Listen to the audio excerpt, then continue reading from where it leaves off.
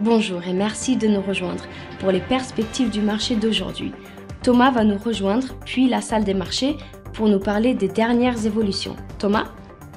Les fonds d'investissement axés sur les crypto-monnaies ont enregistré des entrées nettes de 326 millions de dollars la semaine dernière, ce qui représente l'afflux le plus important en une semaine depuis juillet 2022, a indiqué la société d'investissement en actifs numériques CoinShares. Wall Street s'est redressé, bondissant au début d'une semaine qui s'annonce mouvementée, marquée par un programme de résultats chargés, des données économiques, la réunion de politique monétaire de 2 jours de la Réserve fédérale et la décision sur les taux d'intérêt qui s'ensuivra. La production en Allemagne a diminué au 3e trimestre, selon les données officielles, augmentant le risque de récession dans la plus grande économie d'Europe.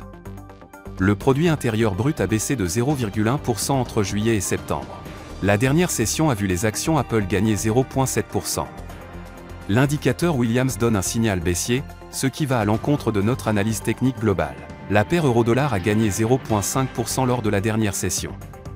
L'indicateur stochastique donne un signal haussier. La livre sterling a gagné 0,4% contre le dollar lors de la dernière session.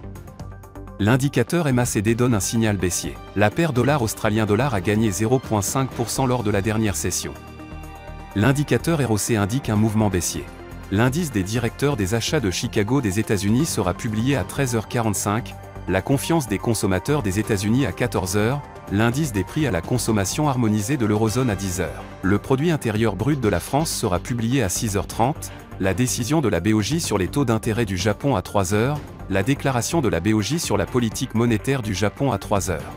Nous espérons que vous avez apprécié nos perspectives du marché d'aujourd'hui. De la part de toute l'équipe, nous vous souhaitons une journée de trading productive. N'oubliez pas de nous rejoindre la prochaine fois pour toutes nos analyses des derniers événements et nouvelles sur les marchés financiers.